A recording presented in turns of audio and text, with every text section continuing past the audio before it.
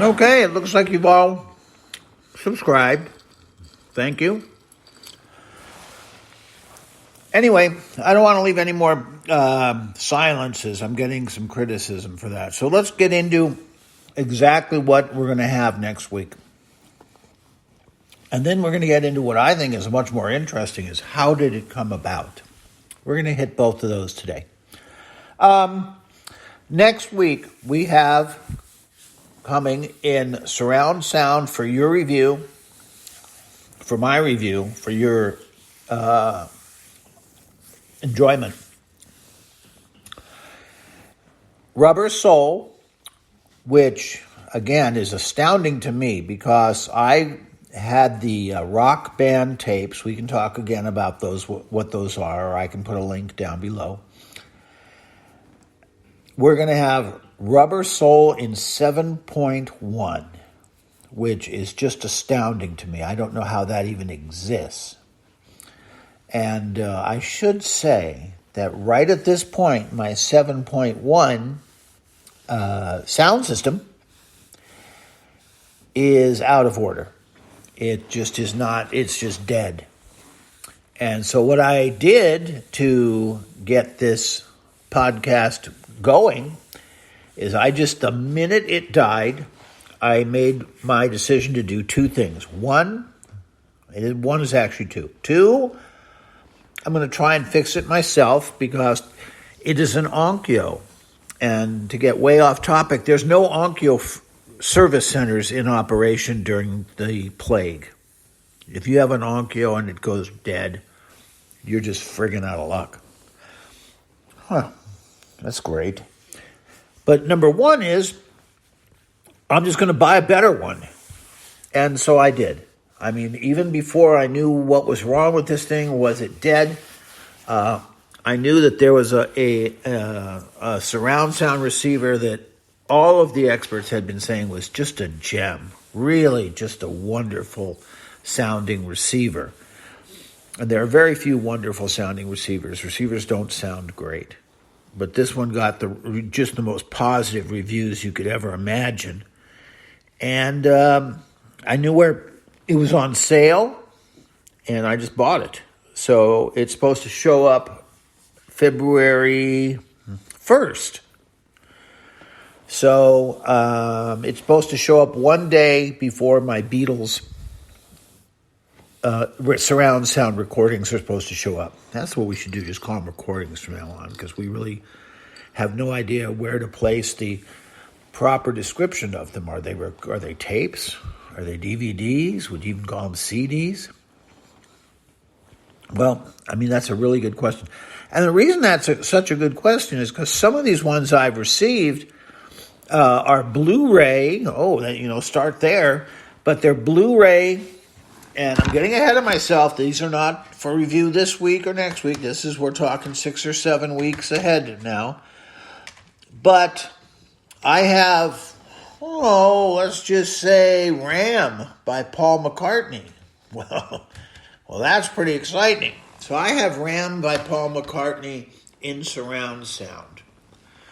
And not only does it have its own native 7.1 surround mix, which doesn't exist that I know of. It has a 5.1 surround sound exist, which was made 5 years ago, like 2016, but I never saw it hit the market. I saw them say, it's going to come out next week. Next Thursday it'll come out, but I never saw it for sale. I don't see it for sale now.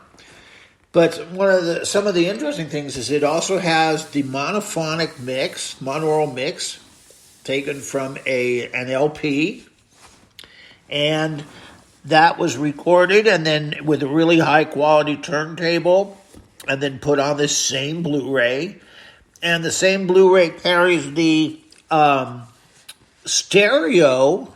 There was a really well received DCC. That's the people that make high-fidelity audiophile CDs. Well, they had made a version of RAM that just got great reviews. The sound quality of an otherwise mediocre-sounding album just sounded so good. on their stereo CD, well, that's included on the Blu-ray disc as well. So it's not easy to determine, well, what should I call this thing? Is it a disc? Is it a stereo CD copy? Is it an LP copy? It's not an LP. Is it a 5.1 DVD? Or is it a 7.1 Blu-ray? Is it all of the above? I don't know. But the important thing is, what it really is just massive enjoyment. So that's what we're going to get into in a few weeks. Yes, RAM is here. RAM in surround is here. I don't have the 7.1 listening facilities right at this moment, and I have not had them set up since I got RAM 2 weeks ago. But with a half hour of work, I could have the 7.1 set up. Okay, all right. So what we're going to do is get back to Hard Day's Night. We know Hard Day's Night is coming. Rubber Soul is coming in 7.1. My God. If it's possible to make it, and so far I have not caught these manufacturers. The name is Sound and Vision Audiophile. That's the name of who makes these discs. And so far I have not caught them blowing smoke up my tushy. Not yet. They seem to just be telling the truth the whole way. Okay? So what have we got? Well, we've got Hard Day's Night coming. We've got Beatles Blu-ray Rubber Soul in 7.1 coming. You better sit down. We've got the Beatles Blu-ray 7.1 Surround Sound Magical Mystery Tour audiophile version coming. I better check to see if that has a 5.1 mix, because if that doesn't have a 5.1 mix, I'm shit up the creek. I only listen to 5.1. Like I've said a million times, I could set up 7.1. I do have the equipment, but it would just take about a half hour of lifting and moving and all that stuff, and I'm not prepared to do that. All right, let's take a look and see what we're getting. It says it's going to be here Monday, February 7th. Not this Monday, next Monday. Oh, boy. It says that shipping label created. Well, it's pre-shipment info sent to UPS, awaits item. Oh, my God. That's just a pain in the ass. It just really means that that's what happens when audiophile discs or audio discs come from Japan. All right, I got a refund. We already went over that. Okay, let's take a look and see if my Magical Mystery Tour is only in 7.1 or is there a 5.1? Because I'd better start getting on it right now if there's only a 7.1. All right, Seymour.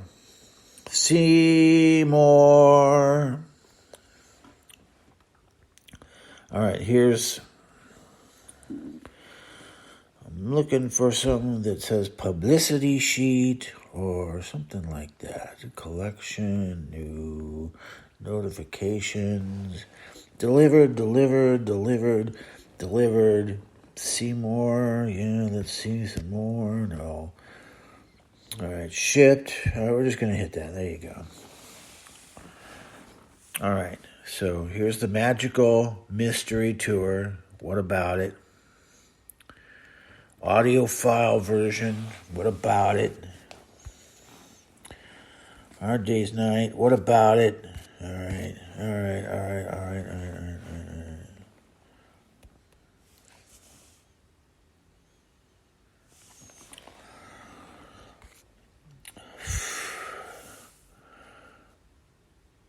Okay. Well, you know what? I don't see it yet, but we're gonna find it. That's the trick here. We're gonna find it. So here we go.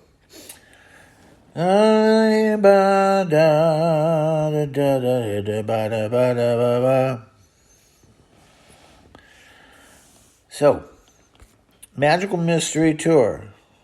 What do we got? I don't see what we got. We're going to find out, though, right now. All right, I might as well give away the exciting ending. Okay, all right. Since I don't stall at you anymore.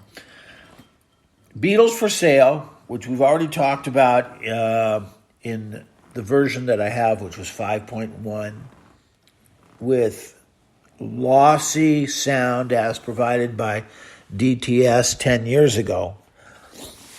Well, I've got Beatles for Sale coming in lossless sound, and somehow, I better check that.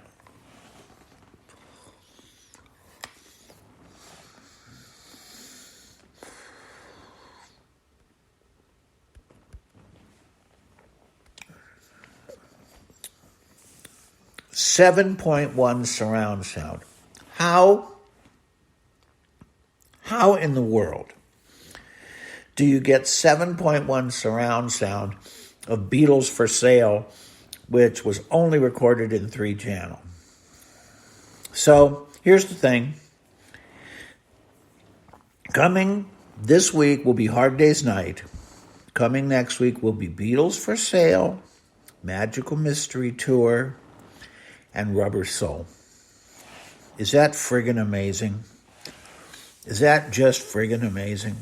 All of these are either in 5.1 or 7.1 with lossless sound claimed by the people making the disc. 96 hertz, 24-bit. As I've said, and I'll say it just one time, Rubber Soul is here. We'll listen to Rubber Soul. And I look at the guide, I look at the screen, and it seems to reflect that it is 96 hertz, 24-bit. But if you're dishonest, you can rig that. You can record like a CD or something that doesn't have high quality sound and upmix it to where a dumb computer will react to it and say that it is 96 hertz, 24-bit, or whatever. There is a way to do it. There is a way to detect it with a computer program that's called EAC. It is free. You can get it anywhere you want and put it on your computer. And then you play a disc that you have connected to your computer so your computer can detect the music on the disc. And that computer will tell you what you got there. And if it is an upmixed CD or worse, an MP3, it'll tell you. So before this adventure is over, I'm going to do that with every one of these Beatles discs. But we're going to get into now. We don't need to go over it again. We know what's coming. We know that Hard Day's Night is not ready to be reviewed here because we don't have it. But by next week, which would be, Monday the 9th, I think that is. No, Monday the 8th, you will definitely have a chance to listen to channels of, snippets of, and to do your own review of my review of Hard Day's Night. So that's what's coming up. Now, to answer a question that I got by way of email, I didn't even know my email address was up there. Why did Sgt Pepper come first to all of the mixers? In other words, there was no surround sound Beatles, except for Love. I think I'm going to be sick. God, do I hate that album. Jeez, it's horrible. But Love was in surround sound. Oh, God. Why did Sgt Pepper come out? Okay, I made a mistake last week and said Sgt Pepper came out because of having something to do with Rockband, and that's not true. Rockband followed Sgt Pepper coming out in surround. How did Sgt Pepper come out in basic, rudimentary surround? Thank you for asking. It's a good question. The answer is somebody or some people were dumb enough in London and all of the UK to broadcast a show on the album Sgt Pepper, and they got permission to play the 4-channel